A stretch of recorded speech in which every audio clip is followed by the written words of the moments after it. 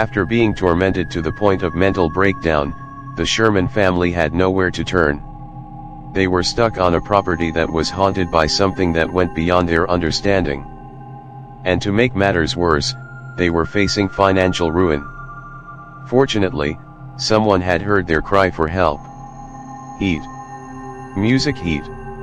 Music in March 1996. 6. At around the same time that the Sherman family were considering leaving the ranch, billionaire real estate developer Robert Bigelow was busy putting together an organization that would come to be known as the National Institute for Discovery Science, or NIDS for short. It was an ambitious undertaking and one which was unprecedented. A well-funded, highly qualified, state-of-the-art equipped team of scientists that could deploy anywhere in the country at a moment's notice and investigate events of high strangeness. Never before had a scientific organization being formed with such significant funding in order to bring systematic analysis and scrutiny to what was essentially paranormal and supernatural research. These specialized individuals were no fly-by-night dropouts who didn't quite make the cut in their respective fields of study. These were PhD professors qualified in subjects ranging from biochemistry and psychology to astrophysics and veterinary science.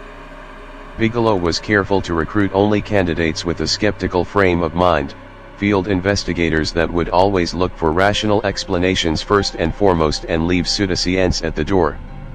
In addition, he also assembled a world-class advisory board, the members of which were handpicked from a wide array of disciplines. This group would evaluate evidence gathered by the field team's activities. All in all, NIDs would comprise more than 25 members, the majority of which were from the scientific community, but would also include security personnel recruited from former military circles. Two of the most prominent members of the scientific team were physicist Eric Davis and biochemist Colm Kelleher. Keller would go on to document both the Shermans and NIDs' experiences in his book, Hunt for the Skinwalker, which he wrote in collaboration with George Knapp. Shortly after NIDS was formed, they heard echoes in the press regarding a small ranch in the north of Utah, which was apparently being visited by UFOs on a regular basis. Terry Sherman had reluctantly approached a local newspaper at the beginning of the year to report the strange happenings on his property, almost as a cry for help. He had long held the suspicion that the majority of the activity was somehow related to secretive military technology. He did not believe in extraterrestrials or any of the tales regarding Native American folklore. And he hoped that by bringing attention to the phenomena, whoever was perpetuating it might back off. In the summer of 1996, Bigelow called a meeting to discuss the case. In many ways, the ranch presented a tantalizing opportunity. A laboratory out in the field away from prying eyes that could study a wide variety of phenomena that was occurring on a regular basis and was of the precise nature for which the organization was formed. The prospect seemed too good to pass up. Within a matter of weeks, the NIDS team had met with the Sherman family and after hearing their unbelievable experiences expressed their interest in purchasing the property from them. Whilst Gwen and the children were desperate to move and would have been happy never to have set foot on the ranch again, Terry was a proud man and he was not quite ready to leave. He was infuriated at being run off his own land, especially as he still didn't know what was behind the phenomena. However, he had to do what was best for his family and grudgingly agreed. Although he did offer to become ranch manager for the NIDS team, he was keen to see how their investigation would progress and what answers they might find. If only to get some closure from the ordeal he and his family had suffered over the last 2 years. As NIDS was a team of scientists used to working in lab conditions and didn't know the first thing about running a ranch, they happily accepted his offer. Along with the property, they also purchased livestock to keep as bait and Terry also housed some of his own cattle there for the same purpose. By September that year, NIDS had moved their observation trailer and mobile laboratory onto the property. The field team consisted of 4 scientists and a group of assistant investigators who were stationed at the ranch permanently around the clock. The field team's role was to collect and analyze evidence and then present it in monthly meetings to the advisory board. The first thing the team did when they arrived was run a battery of tests. The phenomena described by the Sherman family was far too varied and bizarre to pin down to any one explanation, and their initial thoughts were that there was possibly a psychological or environmental angle to consider. Were the Shermans simply lying for attention? Had Terry and his family been suffering from a mass delusion?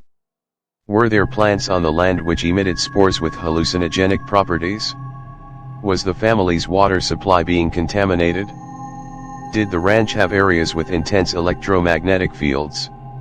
Were there any instances of very low or ultra-low frequencies, otherwise known as infrasound?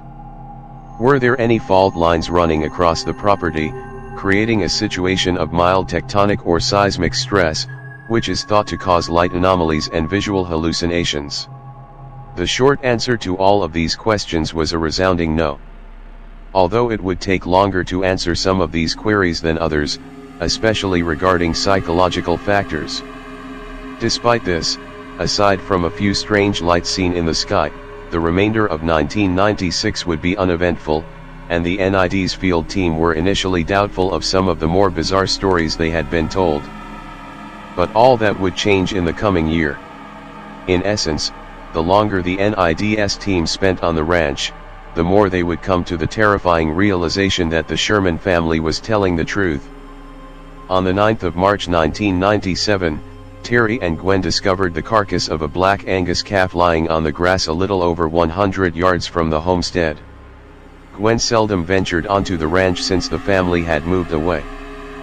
But on this day, she had been helping Terry tag some of the animals in the pasture. They had tagged this particular calf and then walked 300 yd across the field to tag others which were grazing to the south. Whilst they were attending to this task, a dog that was with them began to growl. Its hair stood on end as it looked back towards the ranch house. Terry and Gwen followed its gaze and saw that the mother of the first calf was limping back and forth, clearly out of her wits. When they ran over to see what was going on, they found her calf on the ground. Its entire abdominal cavity, including all of its organs, had been removed. The only things that remained were its head, legs, and spinal column, with some of the rib cage still intact. It was also missing an ear, which looked as if it had been sliced off with an extremely sharp instrument. Most perplexing of all was that there was not one single drop of blood on the grass around the animal. The ear that had been sliced off was a one that they had tagged less than 45 minutes before. During that time, something had removed more than 60 pounds of meat from this poor animal in broad daylight and in full view of the rancher and his wife, though they hadn't seen or heard a thing. The NIDS veterinarian was baffled. The cuts were clean and precise with no spillage of blood. He surmised that no predator that he knew of could have been responsible. When asked whether they had noticed anything unusual prior to the incident, both Terry and Gwen reported that they had smelled a heavy musk odor in the area. After the vet had taken the cropsy samples from the calf, the rest of the team began to search for tracks. In doing so, they happened to pass one of the kennels and saw that the dogs were all huddled inside. It should be mentioned at this point that NIDS had strategically placed 3 large observation towers on the property, each surrounded by a chain link fence inside which they housed a number of dogs. Canines had an uncanny ability to sense when something strange was about to happen, so the team used them as biosensors. Terry remarked how the dogs hadn't ventured out all day. In fact, they would refuse to leave their shelter for many days after this event. And slowly but surely, the NIDS team would come to understand why. Something was lurking on the ranch. At around 11 p.m. on the 12th of March, the dogs started howling and barking at something on the far side of the pasture. Terry and the NIDS team had been sitting inside the observation trailer at the time, but soon piled into a truck and headed towards the disturbance. The 4x4 had a bright spotlight fitted to the roof, and as they rounded the corner, the beam washed over a copse of distant cottonwoods. In that moment, they saw a pair of yellow orbs sitting about 20 feet up in one of the trees. It was a huge pair of eyes reflecting the light. Terry stopped the truck and reached behind him for his rifle. Exiting the vehicle, he leaned on the open door and took aim. Through the scope, he could see the outline of a huge creature sitting in the tree. "I'm not going to let it get another cav," he growled. It didn't even move as he settled his sights.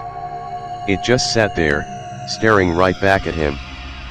The moment the rifle's report echoed across the open pasture, the eyes blinked out of existence, and a loud thud was heard as whatever it was fell from the branches. Terry got back into the vehicle and drove towards the cottonwoods, stopping about 40 feet away. There was no sign of the huge animal underneath the tree or anywhere else. Everything was silent as Terry and the NIDS investigators spread out and entered the tree. They were about 5 yards apart when Terry was heard to shout, "I see him." 2 more loud shots rang out. As the NIDS team ran towards him, they heard a commotion in the branches ahead as something heavy blundered through the thicket, moving away from them. It had disappeared by the time they reached the rancher. "It looked like a huge dog, but bipedal," he exclaimed. After searching for an hour in darkness, the team found only 2 large footprints spaced 20 feet apart from each other. They were each 14 in long and exhibited huge claw indentations.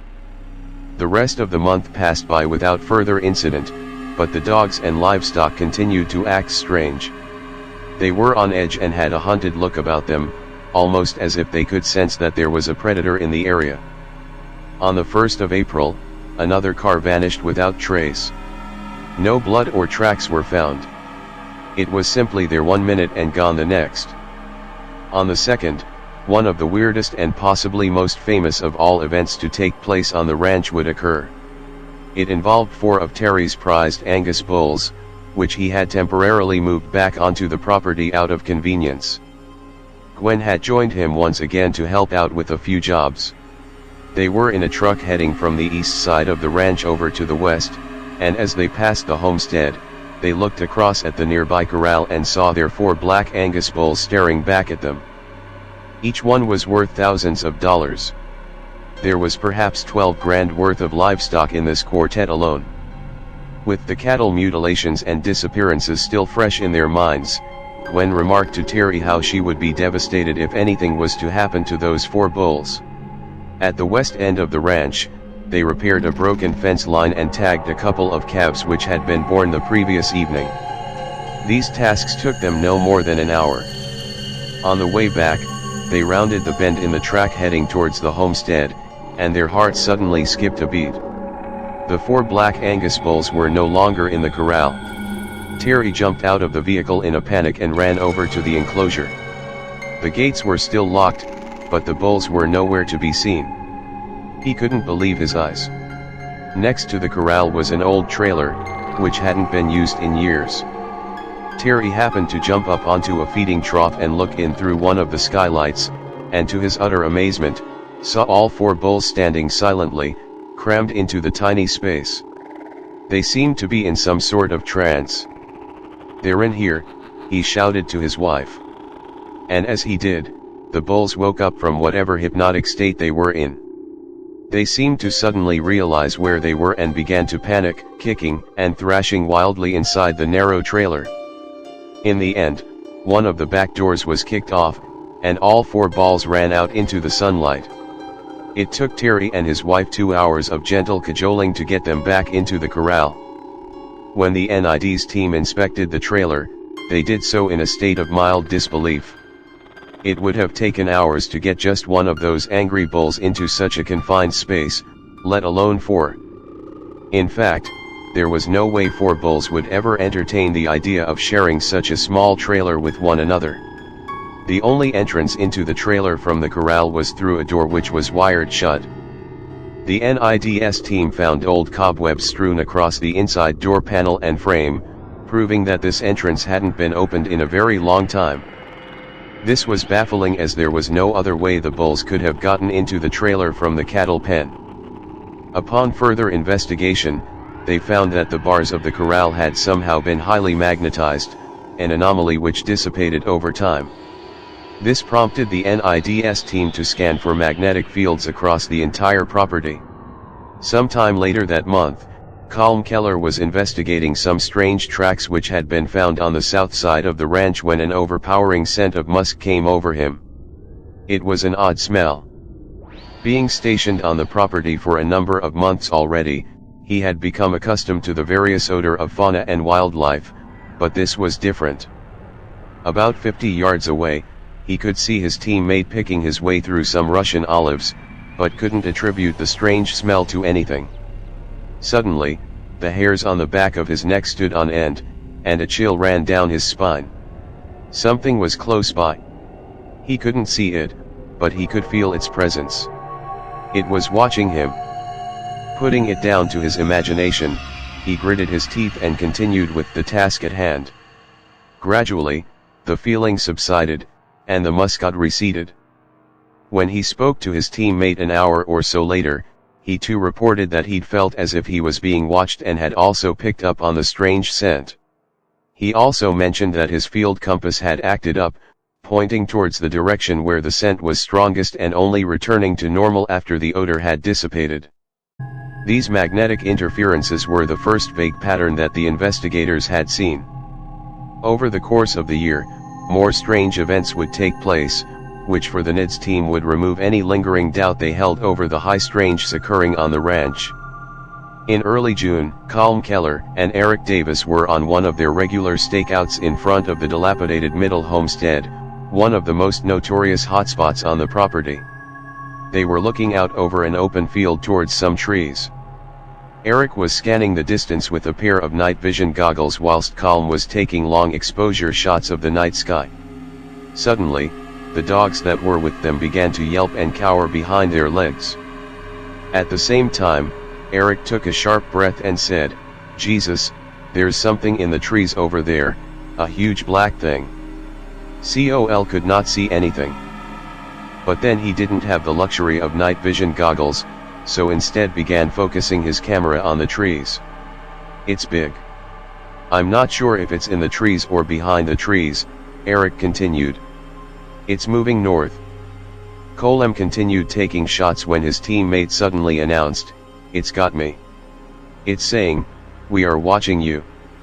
Eric kept muttering, "Jesus Christ," over and over as if he was experiencing some inner turmoil until finally he said that the object was moving away. When the ordeal was over, Cole asked Eric what had happened, and he replied that he didn't know. It was almost as if the thing in the trees had taken control of his mind. On the way back to the observation trailer, Colem made note of how jumpy his colleague seemed and wondered if he was more disturbed by his experience than he was letting on. Over the course of the summer, the NIDS team would play cat and mouse with the infamous orbs of light, which appeared regularly all over the property. But they always seemed one step ahead, only appearing for brief moments and leading investigators on wild goose chases from one end of the ranch to the other as they tried to photograph these strange anomalies. In August, two team members would have one of the most frightening experiences. It was around 3:30 a.m. and they were on top of the ridge looking down towards the notorious Middle Homestead. Again, only one of them had a pair of infrared binoculars, whilst the other looked after various scientific instruments and sensors. They had been standing up on the ridge for about 3 hours and were about to move on to another location when Mike, the investigator with the binoculars, suddenly noticed a light appear in a pasture about 150 feet below. Bizarrely, his colleague Jim could only see a dull illumination, yet through the infrared goggles, it appeared as bright as the moon. It was hovering about 3 feet off the ground. And Mike was talking about how it seemed to be growing in size when he stopped abruptly and said, "It's not a light, it's a tunnel. I can see through to the other side." Jim asked his colleague if he could take a look. But Mike was transfixed on the strange phenomenon. "There's something in the tunnel," he exclaimed. "It's crawling out." To Mike's utter disbelief, he could see a huge black featureless figure crawling on its elbows and knees from the other side of the tunnel. He then witnessed it climb out of the tunnel and run up the side of the ridge, moving faster than was humanly possible. Both investigators heard the shale crunch under its feet as it ran past them about 30 feet away before it disappeared into the darkness. Immediately afterwards, they were greeted by a terrifyingly eerie silence as an odd musky odor hung in the night air. In many ways, the things that the NIDS team witnessed were every bit as frightening, bizarre, and inexplicable as the activity the Sherman family had experienced. They saw the same orbs of light zipping through fields and tree lines, metallic UFOs hovering over the property, strange creatures, and portal-like anomalies. They witnessed firsthand the devastating cattle mutilations. They experienced the poltergeist-like activity, strange odor, magnetic fields, heard the noises underground, and many other things besides. But by mid-1998, the activity had started to decline, and it would remain that way for many years afterwards until the team finally pulled the plug and left the property in 2004. They had not succeeded in explaining what was occurring, but for the time being at least, they had succeeded in putting an end to the strange activity on the ranch, even if this was not the outcome they had hoped for. There is a common belief amongst skeptics that the NIDS team failed to gather any supporting evidence. And in some ways, this is true, but not entirely accurate. They did succeed in recording some of the anomalies on film. In fact, so did Terry Sherman when he owned the ranch. And some of this can be seen in Jeremy Corbell's documentary Hunt for the S.